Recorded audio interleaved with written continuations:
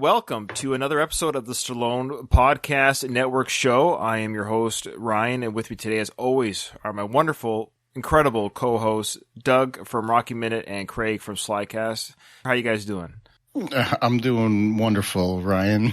Thanks for having me. You know what's funny? My pleasure. Remember that the old Stallone podcast feed that we used to have would do these coverages on? A separate feed. And once in a while, like our old shows pop up on there, like as a new episode. And a couple of weeks ago was The Lords of Flatbush. And then just today popped up our coverage of Escape Plan 2. Nice. Hades. So I listened to it this morning. Like, why? Because I wanted to remember, because I remember almost nothing about the movie. I wanted to remember fresh what we said about it going into Escape Plan 3. It was a tough listen. It was tough to listen to us talk about. You know it's a bad movie if you can't even listen to us talk about it. What do you recall from the synopsis of Escape Plan 2 Hades? Because I think that's important before we get into this movie. So what can you remember? Give us the plot by plot of Escape Plan 2. Oh my God. There was an Asian guy. We got more of those. They were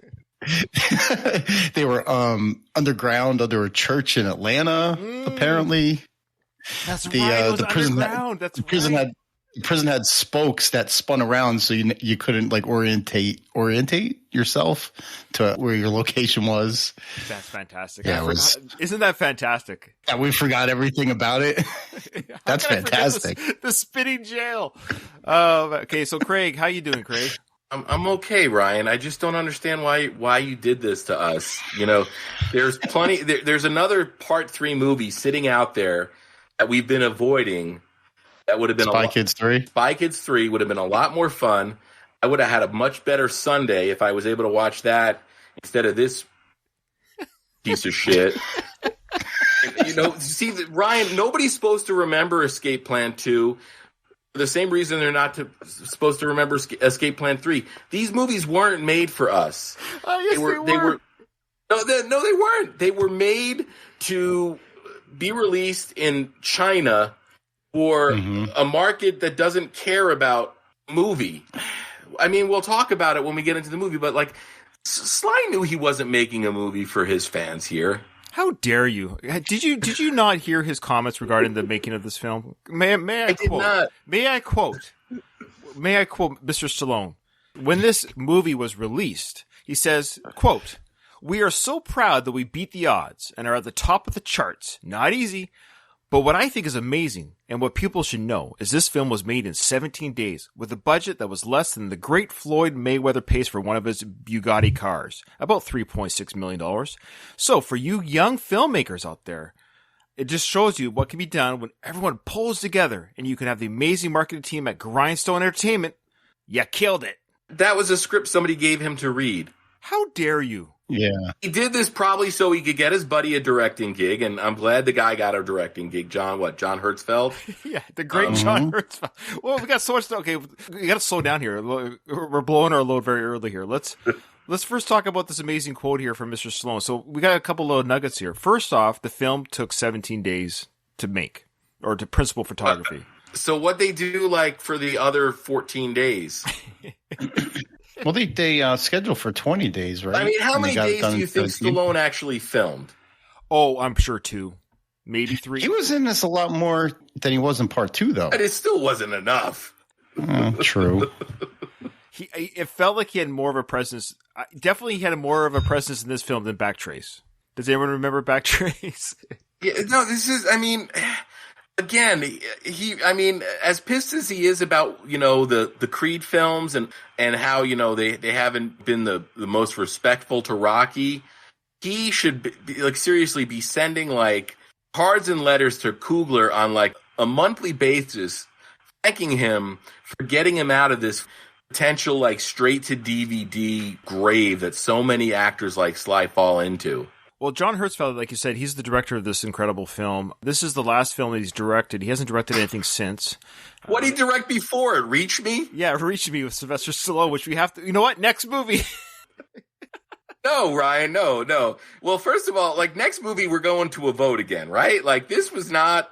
This was decided during the Homefront episode, right? You just said we're going to do Escape Plan 3. I did do that. I haven't done that very often where I kind of pull my executive card out but I did do that for sure. I said, we're doing Escape Plan 3. It was more of a gag, but I was like, no, we got to do it. We might as well finish the Escape Plan trilogy. How sad were you when the closing credits came? This series is now over. Well, we did in the Escape Plan 2 episode, at the end, we said we were going to do a third part of the trilogy vote for Expendables 3, Escape Plan 3, and Spy Kids 3. And it didn't happen. And I don't know if that ever, I mean, we did Expendables 3, but I don't think it was because of a vote. I think we just called that one.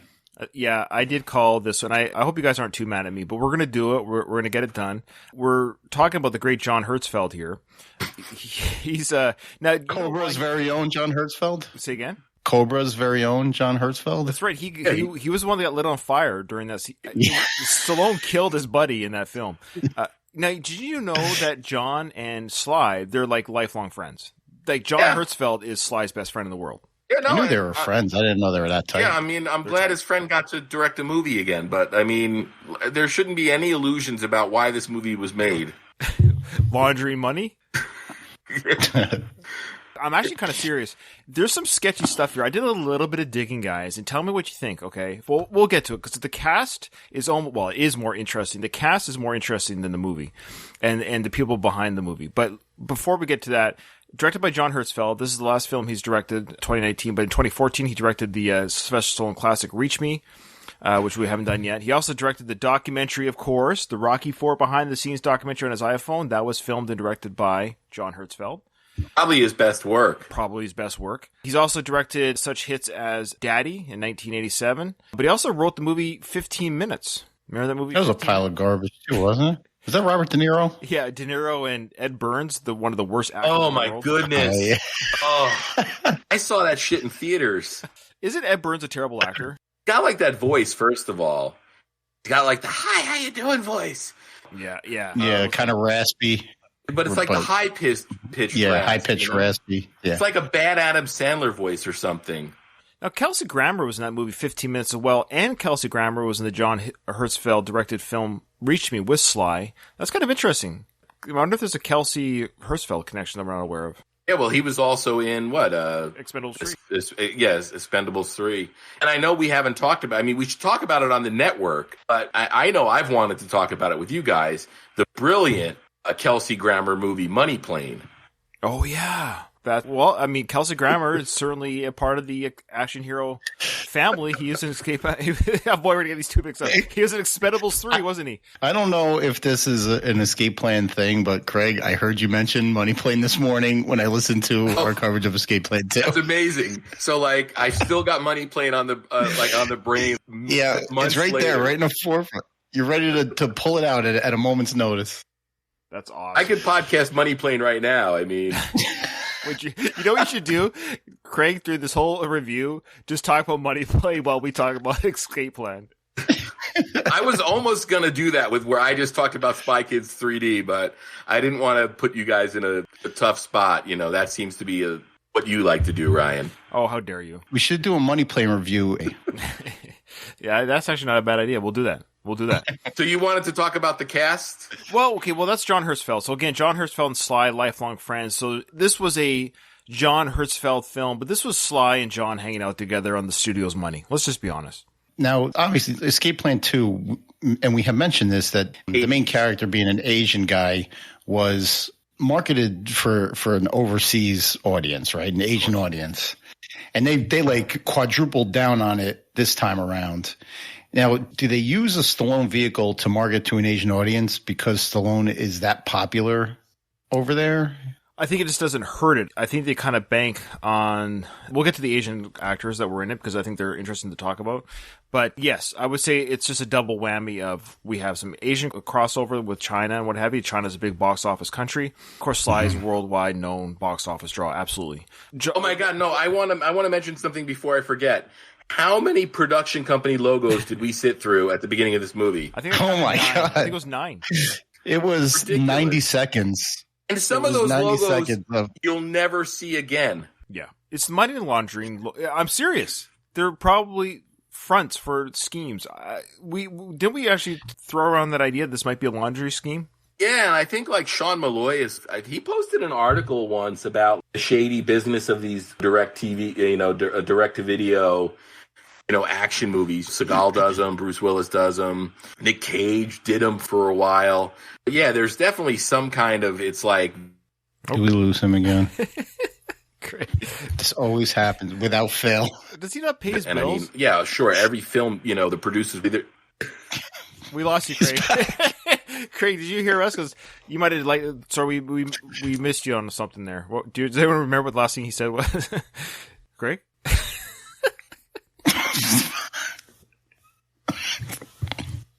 This is like a running gag now. Where's he podcasting out of? Where's he podcasting out of? Oh man. Lord have mercy. Well, maybe I'll just read the stat for you then. Sure. I read a stat that says the opening production company logos last 90 seconds and the end credits last 8 minutes and 45 seconds. In a movie that's like an hour and 20 minutes long. Isn't that fantastic? It says 11.7% of the film is just production information. That's insane. Well, actually, it's funny because I was watching this movie and it was a bit of a drag to watch, I admit. Go figure. And so I was watching on my Netflix in Canada here. It's on Netflix. And I was scrolling with my cursor just to see how, kind of what was left in the film. Are we staying in this prison for the rest of the film? I got to the credits. I was like, oh, there's 10 minutes left. The credits kicked in. I thought it was a mistake. Yeah. Nope. 8.5 minutes of credits. They had a minute of credits for every day of filming. And they had like a sort of a end credits scene that was woven within the. What was that about? So they had this montage of the film that was only an hour and 10 minutes long, showing you sequences from the film. Like this was supposed to be some sort of big Measure of a Man send off of the Escape franchise. But there was an added scene, too, that's supposed to happen after. I don't know how spoilery we're getting yet, but spoiler. We're going to be talking about some beats from this film. So if you don't want this film movie ruined for you, then don't listen to the spoilers. So go ahead and say what happened at the end. The main bodyguard of the kidnapped Asian girl gets shot and assumed dead towards the end of the movie, and in this end credit sequence, we see him crawling out of the prison. Through the sewage tunnels and everything. Like that's supposed to be some big aha moment. Like, wow, he survived. But he wasn't a character that you really were invested in anyway. Well, this is going to sound terrible, but there's a couple times I got confused who was who in the zoo. Yeah. Are you saying they all look the same? No, I'm not necessarily they all look the same. No, I'm just saying Batista and Stallone, you can tell the difference, right? Sure, of course. That's an obvious difference. And Curtis Jackson and Stallone, you can tell. But those two unfamiliar actors to me, I didn't recognize. Oh, we saw Craig for a second there. Is he there? He popped up. He's like stuck in the Matrix. He's popping in and out here. There he is. Is he there? There he is. Yep. All right.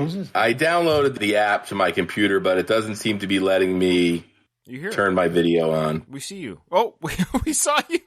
Wow. So I don't see myself. Oh, you were there. We see you. You know what? It's weird because it's showing my camera is muted. Yeah, you're fine. You're here. We see and hear you. So okay. So I don't know where you guys are at, but I dropped off and I was talking about the fact that this movie, there was no artistic merit behind it. It was all just every movie they want to make money on, but these movies, the only reason they make them is to make money. Like John Hertzfeld wasn't sitting at home at night, or at least I hope he wasn't sitting at home at night coming up with cool shots and, an overall theme he wanted to explore, because that's not what this movie's for. And anybody that watched it wasn't looking for it. Agreed. No, this isn't anybody's magnum opus. No, I mean, do you think there's ever, aside from the fact that the three of us had to sit down and watch this movie, that there's ever a time when somebody looks at their movie collection and says, oh, you know what? I'm going to watch Escape Plan 3. No, which goes to Ryan's point that it wasn't marketed to us. We're Stallone guys, but it wasn't directed at guys like us. It was, so they could print a billion of these and ship them overseas. Isn't that crazy to you? We all three of us, we're huge Stallone fans. Like, legit, he walks into, let's say we're in a store and he walks in, we're going to be gushing like fanboys. Like, we're huge Stallone fans. You know, we're Stallone marks. But I only watched this film for our podcast. I wouldn't have thought twice about this film if I didn't have to sit down and watch it on my day off from work. The only other good thing about this is it was 96 minutes long. Well, you missed the part there. It wasn't even 96 minutes long. Doug said that he worked out the numbers that the 11% of the film was a combination of end credits and production companies at the beginning. 11%. Yeah, 90 seconds. 90 seconds at the beginning, 8 minutes at the end. I heard you guys talking about 50 Cent. Did you talk about the kid from Final Destination yet? Well, okay. We're going to talk about the cast. So we've gone on with John there. We've gone on with John. So bless John Hertzfeld. You're right, Craig. The greatest thing he's ever done, and he did a fairly good job, actually, was the documentary. So if you haven't seen it, honestly, guys, see the Rocky IV behind-the-scenes documentary Hertzfeld filmed with his friend Sly, because it was probably John was the only one that could ask Sly some tough questions. And I will give full credit to their friendship and allowing that to happen, where John was able to ask Sly questions that were very unique and very cool. That documentary that's free on YouTube that you can watch. That's my plug for them for sure. Absolutely. Ryan, you were about to elaborate how all Asians look the same. No, would you stop it? That's... How dare you? You're always trying to make me look bad. You're always trying to make me look bad. I was just saying that those were two unfamiliar Asian actors I've never seen before, and I got a little confused about who was who sometimes. So when they got shot, I was like, who got shot? Which of the two got shot? Anyways. You didn't know, I mean, like the two main Asian leads, I guess you can say. I don't even know their character names, to be honest. There's two guys. One was actually born in China, and that was, my pronunciations are probably terrible, so I apologize. His name is Jin Zhang, and he was born in 1974 in Chongqing, China. He is a legit Wushu fighter. He's one of the people that was trained in this profession. Like, this was something he outside of movies, and he joined the movies as a stunt double and a stunt worker. Is he the guy that fought Batista? Did he fight Batista? No, Batista fought the big white guy. He was either the bodyguard or Asian Lou Diamond Phillips. Okay, he was the guy with the umbrella in the... Jin Zhang was the guy with the umbrella in the waiting office. No, so his fighting skills... Yeah, he was a legit good fighter. And his sequences in the movie, his fight sequences in the film were actually fun to watch. I thought he did a great job in his martial arts. What did you think of Jin Zhang's work as a fighter in the film? The umbrella-carrying, tie-wearing guy in the film. I liked his scenes, especially the fight scenes, more than anybody else's.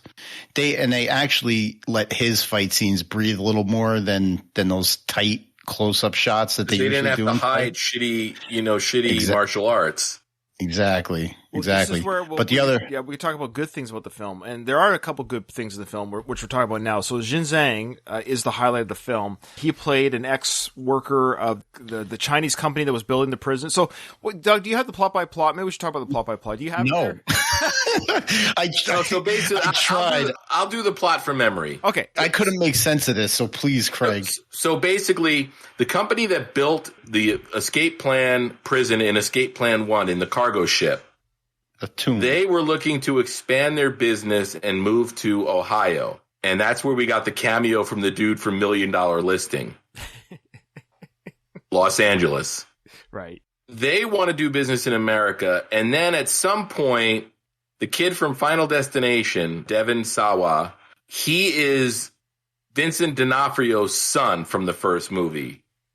Mm-hmm. And if you remember, and they remind us in the movie that Vincent D'Onofrio got locked in a cargo container.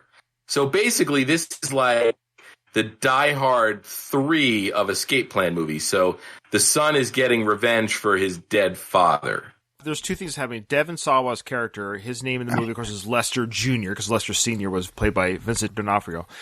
So let's just remind our audience, Ray Breslin, played by Stallone, he runs a company where their job, I think we forget this, his job, if you could recall, listeners, is to break out of jails, to see if the jail is, if you could escape. To show for-profit prisons how to make sure that people don't escape. But we never see him do this again after that first film, opening sequence, do we? He's breaking into prisons now. But this film storyline should have actually been the second film, and the third film should have been the second film, because in this film, what we're seeing is we're seeing the team going into a prison and breaking people out, right? And then they should have had the third one be that they get caught and they have to break out. I think that would have been a better trilogy, but that's just me. Trying to make lemonade out of lemons. So I know, Ryan, you wanted to talk about the second plot, which I guess involves the Asian girl getting kidnapped. There's two things going on. Devin's character's got two things going on. He is getting revenge from Ray for the death of his father. He felt that his father was killed unceremoniously, because he even says in the film to Stallone, he goes, you know, it would have been better had you faced my dad face to face, tell him why he's a dick, and then shoot him in the face and move on with your day. I would have respected that more. And to some degree, that's the one kind of thing I kind of agree with Devin a little bit, where they put him in a tomb. He did die a very slow death. I don't know if that was warranted. Yeah, but he left Breslin out to rot in that cargo ship. So I guess fair is fair in love and war, I guess. All right, so the two-prong Devin Sawa attack. That's right. And then, so there was the revenge for the death of his father. Then there was the extortion / kidnapping of the Chinese billionaire who builds prisons. He kidnapped his daughter for ransom, saying, you know, give me $700 million. I'll give you your daughter back. And that was a way to get Breslin involved, right? Because they figured that they would call Breslin's company to get her. Well, it's two birds with one stone. I'm a little confused. Okay. So this guy's pissed off at Breslin, which is played by Sly. Yes, he wants revenge for his father, but he also wants to take money from the guy that has the money. Breslin doesn't have this kind of money. So I love how he kidnaps this Chinese daughter, and he tells the guy, saying, hey, I've now upped my ante from $500 million. I thought he was going to say $1 billion, but he goes $700 million. Why the arbitrary $700 million, I wonder? Why not go $1 billion? No, I thought he was shooting for $1 billion. So Devin Sawa's character, they kidnap the Chinese daughter from the bodyguard, played by Harry Shum Jr. Now, Harry Shum Jr. was born in Costa Rica. He's also a famous cast member from that show Glee. He can sing in real life, sing and dance in real life. So I don't think he actually is a martial artist guy. I think that little sequence we saw of him doing some martial arts at the very beginning was the only time the whole movie we really see him do any. I think it was probably a stunt double. I looked at his filmography, and he doesn't do any. If he knows martial arts, all of his film work doesn't display it. So my guess was they probably use a double for a lot of that stuff. Whereas Jin Jiang's stuff, who played the other character, he's legit Wushu trained fighter. So they made sure to showcase his abilities, because his fight sequences were probably the highlight of the film. And I'll give John Hertzfeld a little bit of credit. We talked about how in Homefront, which was the episode before this one, that they did all their fight sequences short and in the dark. And did you notice the one sequence that Jin Shang fought in? I thought, wow, they listened to our show. He actually said to the guy, no, come out of the dark and come to the light and fight me. Yeah. I actually thought that, well, that's kind of interesting. They're actually legitimately fighting in the light. So we actually got non-shadowed in the light fighting. I thought that was interesting. Yeah, but if you're going to do that, sell the movie as that. I wasn't sitting there watching a martial arts movie. I was watching a movie that had martial arts in it. It was more martial arts than anything else. It was. There was a lot of martial arts in this film. But make a martial arts movie then. Now, Devin Zawa's character, his name was, what was his name? Oh, yeah. Lester Jr. Lester Jr. So he plants into the bodyguard a hard drive that has a tracking device on it, and it says Ray Breslin, meaning the guy will see this in his pocket, and he'll be like, yeah, I got to go, I'm going to go find this Ray Breslin guy, right? So why is this bodyguard able to get to Ray Breslin to hand in the hard drive stick, but not Lester Jr.? Can somebody help me understand the difference? He just goes to the office of Ray Breslin Industry or whatever, says, hey, are you Ray Breslin? Yes, I am. Well, here's a hard drive stick for you. And the hard drive stick now goes off when it's inserted into the laptop, alerts the bad guys where Ray Breslin's girlfriend is so they can kidnap her. But why did they just go find her the same way that this guy found him? Probably in the elevator. Well, first of all, isn't like Breslin's business, in addition to being like an escape plan thing, they're like security experts? It was never indicated in any of the other two films of this trilogy that this was a secret location, that this was a secret. It was actually just out in the open. It was the business people. They have a receptionist at the desk, for peace sakes. How many IT departments do you know where they're like, you're not allowed to plug shit into your computer unless we know what it is? That's a great point. I never even caught that one, Craig. That's their whole deal, is like high-end security. They're just randomly plugging a random... in such sloppy. I mean, he's just so sloppy, and that's the thing that gets me mad. Is it's insulting.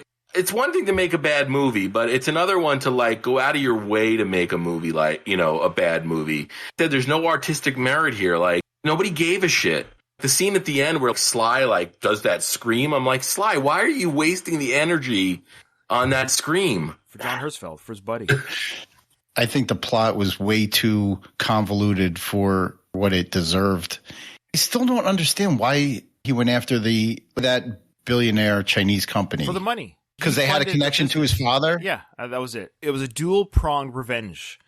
Taking money from the guy that built the prisons, so he kidnaps his daughter. Then the second was to kidnap Breslin's girlfriend, which, might I add, Jamie King is 35 years the junior of Sylvester Stallone, and they're playing boyfriend and girlfriend in this film. I'm all for, wow. Yeah, I get it. Sly loves to play younger than he is, but come on. There's a 3.5 decade gap between these two. There's just no... This was the recast too, right? This was the girl that was recast from part 1. Yeah, so this is the same character. Okay, now that we're talking about characters, Abigail was in all three. The character Abigail is in all three films. The first one, of course, was played by Amy Ryan. Not Amy. Yeah. Is that her name? Amy Ryan. Yeah, you're right. I love Amy her. Ryan. She's great. And she did the smart thing and bowed out of this trilogy. But they kept her character She didn't know enough not to do Backtrace, because wasn't she in Backtrace? No, she wasn't in Backtrace. No, she wasn't. That wasn't her. That wasn't her.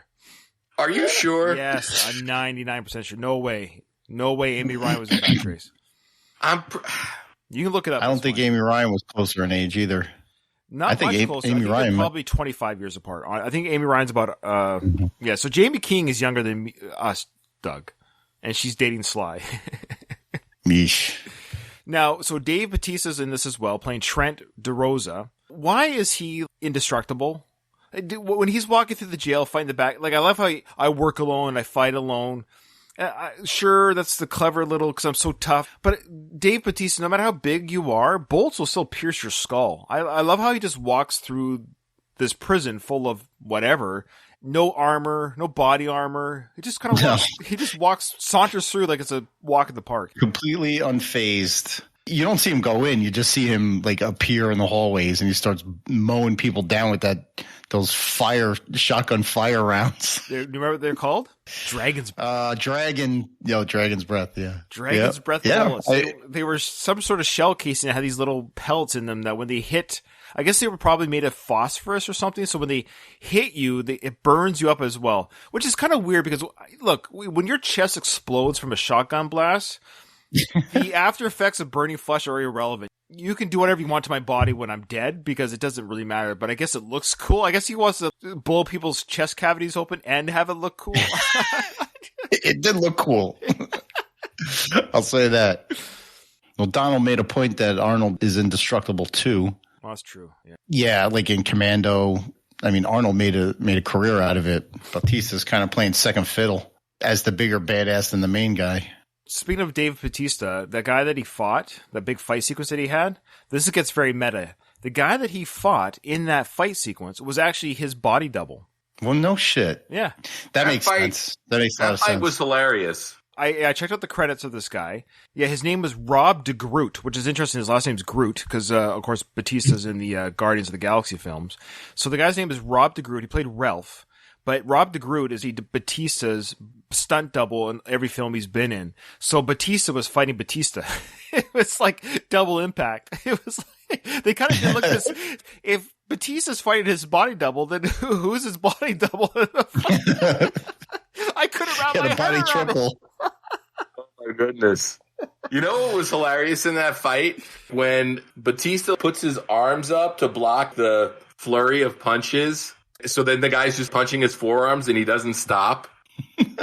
Yeah, I love that. It was a decent fight. The highlights are Bautista's fight was decent in the light, and it was actually, we got to see the bones breaking. Same with Jin Zhang's fight, the Wushu trained actor. His fights were long. They were actually, we got bone cracking. His finishing kill was actually, it was like the guy's head was on the pavement and he knees his head and explodes it like a watermelon. It's like, oh. I like it. The kills in this were really graphic and really, some of them out of left field. Well, do we want to talk about Sly's finishing kills? Because keep in mind, this film came out the same year that Rambo 5 came out. And I think there's some... Oh, man, when he slits Lester Jr.'s throat? Yeah. And didn't he say something that he says in Rambo? This is what it feels like? Yeah, this is what it feels like to be stabbed or have a knife to you. That happened in Rambo as well, Rambo 5. And so I think there's something going on here that Sly or whatever... If you were to superimpose the final moments of Sly's fighting when he takes out the baddies in this film and Rambo 5, and you were to show someone, hey, check out the sequence here from Rambo 5, but you showed them Escape Plan 3, they would think it's Rambo 5. You wouldn't know the difference between... This seemed like B-roll footage of Rambo 5. The throat slit was awesome. Most of the credit goes to Devon Sawa and how he sold it. Oh, yeah. It was brutal and how slow he did it, but Devon Sawa's face sold the whole thing. That dude is a good actor, man. I mean, of course, we all know him from Final Destination and Idle Hands and stuff. Have either one of you guys watched that Chucky series that was on Sci-Fi earlier this year? The Chucky series is excellent, by the way. He actually has a dual role in it, and he's phenomenal. He's a super talented guy. I mean, it sucks that his big screen work has to be shit like this. I guess you go where the money is. His agent didn't do him any favors booking him this gig, though. Like his agent? His agent. Oh, sorry. Jesus, Ryan.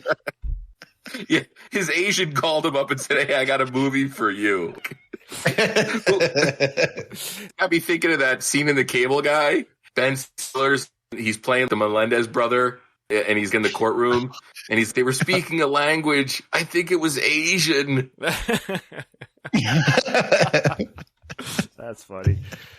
Okay, so here's something I found interesting. The actress who played... There's 3 characters that were in all 3 films, okay? Abigail's character, Curtis 50 Cent Jackson. What is his deal in this film? What is he doing? Nothing. Hush. His name is Hush, by the way. They call him Hush. You don't see him. You don't hear him in the film. He's not even there. Hey, Hush, good job plugging the USB drive into the laptop. That's all he did. And he initiated the drone. Let's not forget that. He turned on the drone. And then Sly, all he does is yell at that poor secretary, find me a spot, would you? He turns on the drone that all of a sudden gives you a entire schematic of the prison, how many guards there are inside, how many prisoners, the schematics of the sewer system. Do you remember what the prison's name was? Yeah. Devil Station. Okay. Yes, Devil Station. It was 200,000. Which was the alternate name for this film. Oh, was it? Was it the alternate name? Okay. So, yeah, we should be clear. This is not called Escape Plan 3. This is just called Escape Plan, the Extractors. We should make that clear. Right. Also, Devil Station is 200,000 square feet, which is 3.5 football fields big, which is a decent-sized prison. It's the same prison that Shawshank Redemption was filmed in. Little side note there. In Ohio, right? Yeah. Which was a better prison film, Shawshank or Escape Plan? Oh, Escape Plan 3, The Extractors, hands down. Deadpan Craig. Even say those 2 movies in the same breath. It's offensive to Frank Darabont. I mean, it's... Help me out. Maybe you guys can help me out. Lester Jr., his base of operations, and Stallone's character called this, he's running a black site, which just means it's off-grid / underground. It's basically a terrorist cell. That's what a black site is. Meaning that he's holding prisoners for profit. Yeah. Why is the baddie running his base of operations out of a prison that seems to be run by these guys, and they house rapists and killers almost like pet animals? Why are you complicating matters? Why are they running this thing? Why even bother taking care of, to any degree, whether you're torturing them or not, or feeding them? They all look well fed, these guys. They're all in prison. They're all locked up. He seems to know who they are when he gives them the tour of the captured people are given this tour of the prison. We're led to believe this is some sort of scary place because it's called Devil Station. But why bother? He's kidnapped 2 girls, okay? One's going to give him money. One's going to give him revenge. Great. That's your bad guy role. Great, fine, whatever. Not the best plot in the world. But why complicate your time as a bad guy? Why complicate matters by running a prison? It's so big. It's 3.5 football fields big. How are you going to fortify this place with 7 baddies that they had, or 10 people they had guarding this place? My question, in addition to that, how did he come into command of this place in the first place? Were they already there? Did he kill Nobody else probably wanted to do it. But why bother? Why not just have a house? Just have a house. You could just have an abandoned house somewhere. All this stuff can still happen. Why the prison? What does that mean to anybody? Well, they need to have a prison in an escape plan movie. Plot device. But I understand that's the idea. The prison is the theme.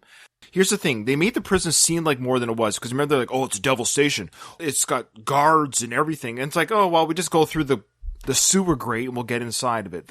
There was no real break-in. There was no problems getting into this thing. They got captured anyways. It was a half capture, half bait anyways. They wanted them to come inside. It wasn't really even fortified. It was supposed to be a trap. Donald says maybe he inherited the prison business from his dad. So maybe this was a site that his dad owned that he kind of just took over. Yeah, but his goons, I guess, were half prison guards as well. So they were /guards/ because remember when the prisoners broke out, a bunch of prison guards in some sort of uniforms. Hey guys, hey, halt there, stop, get back to your cells. But then when the prisoners got out of their prison cell, they actually didn't really do anything. They just kind of walked out okay, we're done here. I know. Yeah. Never accounted for, never to be seen again. Brian, you've put more thought into this movie than everybody involved with making it did. Mm-hmm. I'm trying very hard to understand the motives or the... You can't, because they didn't know him. They didn't try and figure him out. They didn't anticipate we would be here to talk about this movie. Maybe if they knew we were going to talk about it, Hertzfeld would have put a little bit more juice in his act. Did you like it when they manually exploded the mines that were laid out in the field for the two guys that were... what was that all about? Was it to scare them, or were they trying to kill them? Because they ended up capturing them anyways. I think they wanted them alive. So what the idea was just to cleverly disorient them with explosions? And why manually do it like that? It seems odd to me. That whole scene starts with Lester Clark telling the girl, whatever the hell her name is, Daya or whatever, this Legend of Nyan story. Was that a real legend? I don't know what it was. Chinese, something about firecrackers. Yeah, there's a Chinese... I thought it was fantastic. There was a Chinese legend where this creature would come and eat the villagers every, 4 or 5 years. And they found out by accident, by burning wood or bamboo, it would scare the creature and stop them from attacking it. And it wasn't the fire that scared them. It was the crackling of the fire, the crack, snap, crackle, pop of the fire. So that's how firecrackers were made, to create this artificial sound to scare this creature from eating the villagers every year. But then was that supposed to be the mines exploding? Was that supposed to be because he kind of linked it to the landmines because he knew the guys were out there. Have we lost Craig? Is he searching the Chinese legend on his computer? I thought he was sobbing there for a minute. Craig? Hey, Frankie or Frida. Yeah, that's Frida. Frida here, she's actually a very empathetic soul. So she knew I was upset by this movie, so she's come over to comfort me. That's what my dogs do when they know I'm annoyed. She's a therapy dog. Shen Lo and Bao Young, that's the two guys. So Bao Young, played by Harry Shum Jr., he's the head of security. So he's the one that failed from the kidnapping. Ryan, I admire your attempt here so much. I just want to let you know. Trying to keep us on task. Well, I'm not even. We've got people who who tune in for this. They want to know, should they watch this movie? No. I think they'd rather hear us just beat each other up. Okay, here's some interesting stuff though. Lydia Hall. Okay, Lydia Hall was in all 3 films of this series. She's sketchy. There's something going on with that. And this is not even a joke or a bit. Okay, she played the receptionist in the first film, but then she was credited as receptionist. In the second film, she was credited as Jules. So she played the receptionist in part 2. In part 3, she was the one that was analyzing the data out in the field from the drone, and she's the one that said, hey, maybe I can work on the field with you now, Breslin. So we see that her character has, by being a receptionist for this team, she can now work in the field with the gang. Wow. An arc, a 3-movie arc. She legit has a story arc, but that's not the interesting thing. Lydia Hall is now a big-time producer. She, between 2019 and 2022, is producing 8 films, and every single one of them is like a Bruce Willis type film. Wash Me in the River, Fortress, Out of Death, Midnight in the Switch. All these films are these straight-to-video money laundering films. I kid you not. And she's a producer for all of them. I'm actually starting to wonder about this. 8 films in 2 years. There's Maybe she's just a boss level financer Where did she get all this of the money film. from all of a sudden? Why is it from 2019 to 2022 she's able to be a financer of these films? Or part financer? Because nobody else wants to do it. Why was that one chick, she bought her way into a role on Backtrace, so it can happen. Fortress coming out, Bruce Willis. Wash Me in the River, Bruce Willis. Out of Death, Bruce Willis. Midnight in the Switchgrass, guess who? Bruce Willis. These are all coming up? Yeah. These are all coming up. These are all Bruce Willis films. Quick interjection here before we continue with the discussion. Editor's note. All right, for this next little part, we're going to be talking about Bruce Willis. At this time of this recording, we didn't know the health issues regarding Bruce Willis. We still have our criticisms regarding, the choices he made, regarding, doing these schlocky films. However, keep in mind, we didn't know that he was going through these health concerns at the time of this recording. Okay, back to the show. What the hell happened to that guy? He completely torpedoed his name. I'm not a big fan of saying that people like ruin their legacy. We joke about how Robert De Niro was this great actor who did The Godfather Part 2 and Taxi Driver, and then he was doing Little Fockers. It's not like that. Bruce Willis's filmography is so bogged down by this straight-to-video bullshit that he's legitimately hurt his legacy, and he's also hurt his ability to get hired for, real jobs. Wasn't that last one he did? I don't even know what the hell it was called. The Willis guys covered it. That was the beginning of the end, wasn't it? Or was it already ending before that? Cosmic Sin? Yeah, that one. Yeah, that's bad. Yeah, we talked about it a little bit on our last episode. Poor Bruce Willis. I can't wait till those guys. The good news about where there's a Willis, so there's a way guys on our network. They got a lot of material to cover. Yeah, well, and I don't want to get into the tabloid gutter or anything, but I'm going to get in the tabloid gutter because this is the perfect episode for it. Sure. But there's legitimate talk now that Willis is in the early stages of some kind of memory issue. He can't work on a normal film set anymore, so that's why he's doing this nonsense. Actually, spoiler alert, he's been dead in all of his last 8 films. He's been dead the whole time. He's like Weekend at Bernie's these films. There's CGI moving his mouth. But there's a point where your self-respect plays into it, right? You can be somebody like Seagal who never had any self-respect, but there was clearly a point where Bruce Willis gave a shit, Yeah. Steven Seagal never gave a shit, and he ended up fluking his way into some really good movies, but his intent became a cartoon character. Yeah. Seagal, So Jamie King, she's the one that plays Abigail, and she got killed in this film, which I thought was one of the more bolder moves they did in the film, to be honest with you. Yeah. Brutal. Well, that basically justifies him slitting Lester's throat, though. He wouldn't have slit Lester's throat if he hadn't killed Abigail. In that way, he killed Lester the same way that Lester killed Abigail. He FaceTimed him and made him watch him kill her. If Abigail hadn't been killed, Ray wouldn't have killed Lester because he's not Cobra. I don't think he's a straight up. He's killed people before, but I don't think murder's his MO. You give him a good beating and you leave. Mm-hmm. It seemed like that was the reason they killed her, so they could justify him killing Lester. Well, she's coming out in a couple movies in a couple years here, a couple with Frank Grillo, so she's moving up. Grillo. Oh, have you guys seen it? Just hit Peacock. The new Joe Carnahan movie, Cop Shop, with Grillo. No. Oh, it's Grillo. It's Gerard Butler. Oh, wow. It's the girl from the Tomorrow War. Man, it's phenomenal. Okay, definitely we'll see that. Last person to talk about, Melise. She's the one, the main Chinese boss's daughter, the one that gets kidnapped. She actually has a very successful career. I looked at her IMDb credits. She's very busy, very popular. She's actually does the voice work in that show on Amazon Prime, Invincible. She had a 5-year run on NCIS Los Angeles.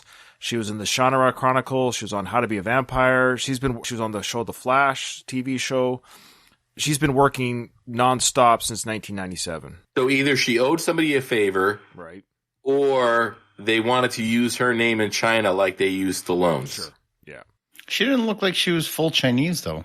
How dare you? I know. I'm stereotyping just as bad as you are. She's from Tulsa, Oklahoma. So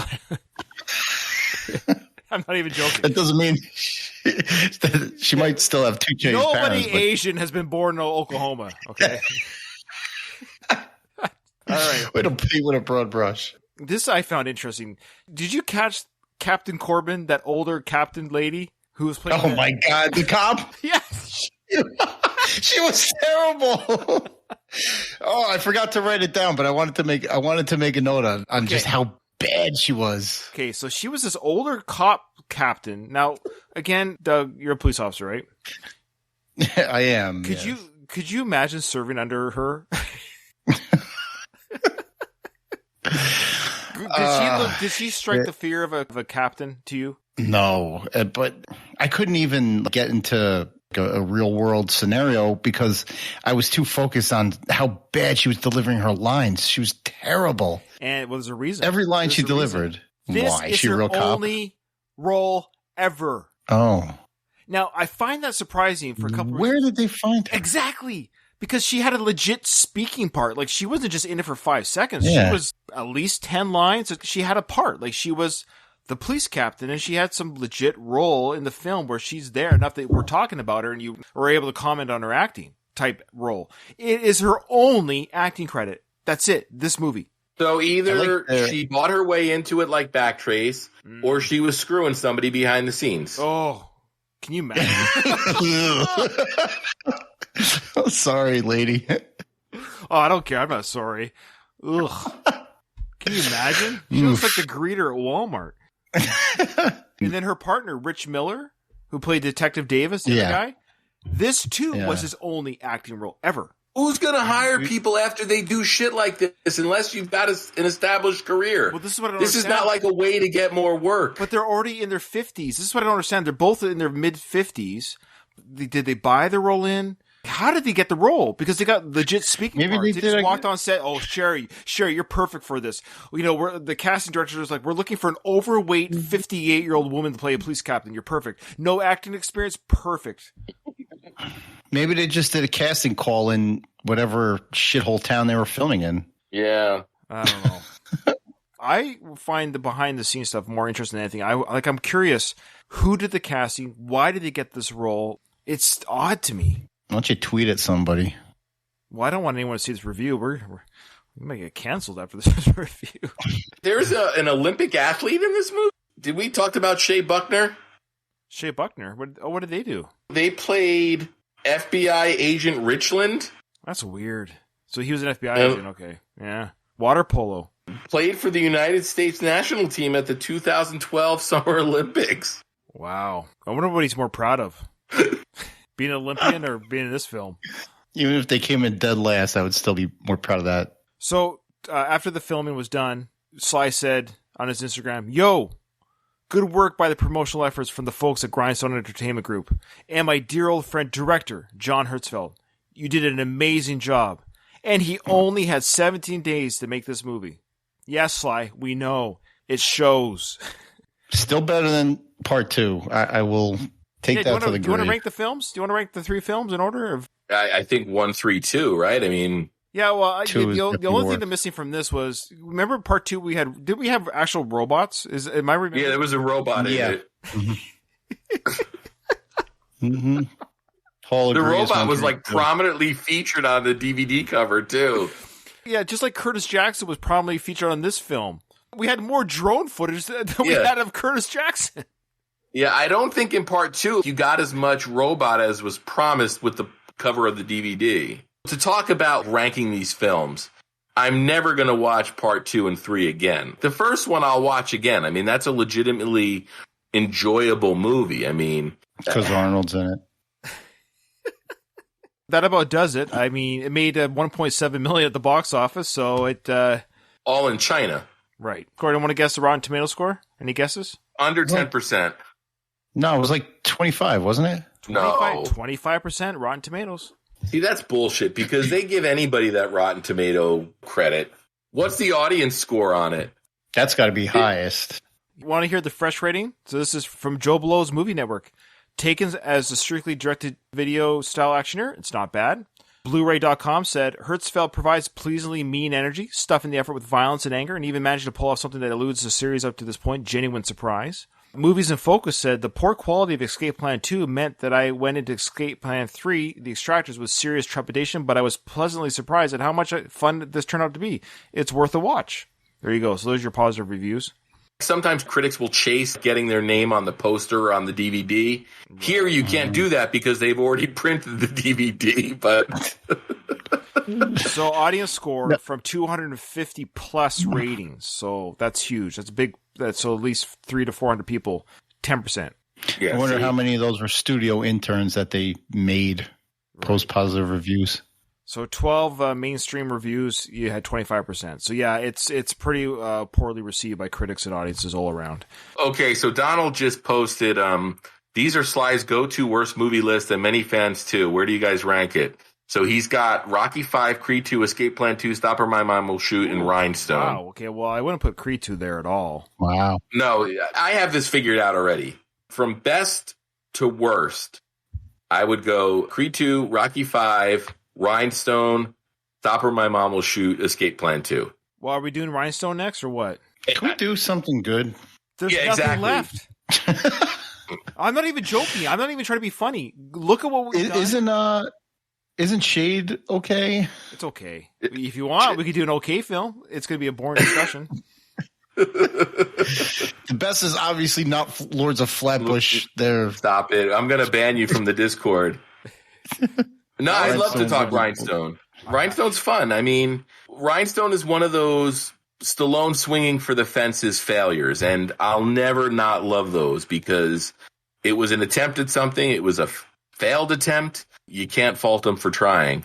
Well, we'll save that for the... Do you want to do Rhinestone next? I mean, I feel bad that I put you through this. I didn't give you a chance to vote on it. So do you guys want to do that? 2 to 1 odds here or what?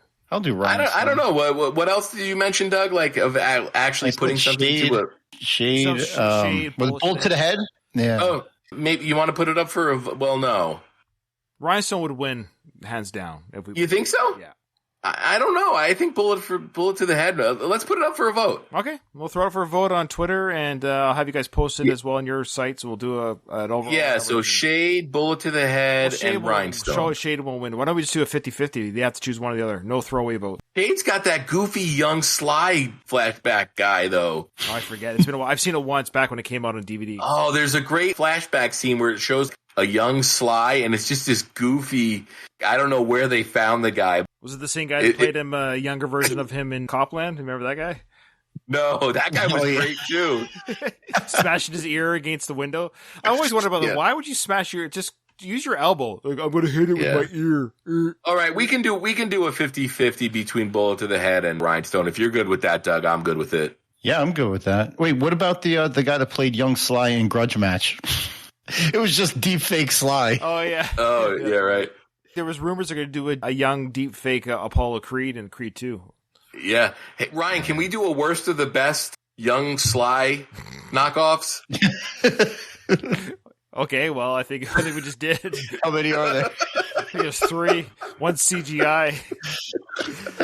Oh, man. Well, anyways, this has been an absolute pleasure. Why don't you guys just plug your stuff if you want, or you don't have to if you don't want to, but we are on the network, so they might want to check out your stuff. All right. Yeah, Rocky Minute. We're in season 3. I haven't released an episode in a couple of weeks. I got to drop one. I'll do one tomorrow.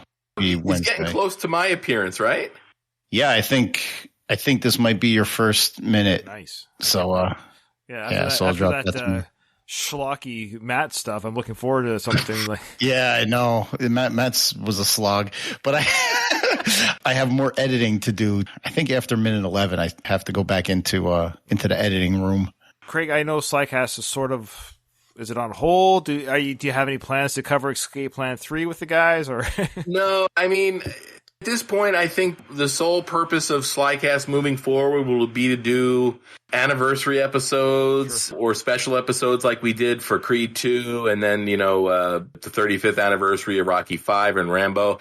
It's just, at this point, it's just too hard to get everybody together. And I think we've been inactive longer than we were active. So I don't know about laughing. I just the way you said it just made me laugh. Sorry. Well, no, I mean, it's, there's a point where you have to realize, that. So, I mean, all the Slycast stuff is in the archives. And if it's not, I've slowly been posting them on the feed here. And we appreciate that. It's good for the feed because not everyone on the feed's heard your stuff. So I think it's good to have it there. I'm super proud of it. And we did some great work. And I'm proud of the stuff we're doing as well. So check out the shows on the network, even if I don't. Well, Craig, you're on a lot of those shows. I think that's what's great is that you're there. Your presence is not happening. Like you're on my It's a Long Road, the Rambo series podcast. You were the premiere episode, which was fantastic, Doug. So you were awesome on it. And I think we mentioned it on my episode of It's a Long Road, because you hadn't actually recorded with David Morrell yet, and I don't know if we talked about it on the Homefront episode because it might not have even been it was before public knowledge yet. Well, let me say here for anybody listening, I can't imagine you listen to this and not listen to Ryan's Rambo podcast on this network, but I enjoyed the heck out of that David Morrell interview. He's such a generous guy with his time, and you asked him some great questions, and I think you got him to talk about some stuff that he doesn't normally talk about. So, good job, man. I don't know why, man. It was very humbling that he said at the end, goes, "Oh, I've told you things I haven't told anybody." I'm like, "Ooh, oh, thanks, man." Like, it was very, he was amazing, and I just very fortunate that I got him to be the first episode. The first official episode was David Morrell. Yeah. I was very excited with that. I can actually that podcast to me is already a success. The Rambo series, having talked to him. The rest is just gravy, Yeah. Mm-hmm. All right, guys. Well, that was awesome. It was a great. Did we even talk about Sly in this film? Offline, when I was watching, I sent you a screenshot, Ryan, of his ridiculous hairline. Yeah, he's the only person I know that as they get older, the hairline gets goes down further. That's amazing. This one, like the screenshot I sent you, it was legitimately it was almost the middle of his forehead. It was so down his forehead that he actually had a 3 head. I did want to say, though, really quick at the end here, his fight sequence with Devin Sawa at the end there, it was oddly brutal, and he cussed a lot, and it was, slit in the throat. That's what I mean. It felt like Rambo. It didn't feel like the Ray Breslin character. It kind of felt left field from what we experienced with this character. Like, talk about your dad. Let's talk about my dad. My dad was a dick. And I'm going to slit your throat. This is what it feels like. Holy smokes, man. Like, it just went angry, which I love angry Sly, because I've talked about, I wish we saw more of this type of angry Sly, but it just felt like this was not the same character I've watched for 3 films. Yeah. And I don't know, maybe he was getting in this film before Rambo, right? That's what I don't know. I feel like he was almost doing prep work for Rambo 5. Yeah, and he knew nobody was going to see this, so he's like, let me try it out. Exactly. I'm not even joking. I thought that this was almost getting in the headspace for Rambo 5, because Rambo 5, Rambo Last Blood was released the same year, 2019. No, Donald, there's no chance of an escape plan 4. Please don't even put that idea into the world. Well, they did end it a little bit with Batista's character and Stallone's character talking about going to South America. So we might have some South America adventures there between those two. Ugh. And we saw in the end credits scene that Bao survived. Yeah, played by Harry Shum Jr. from Glee fame. Jesus.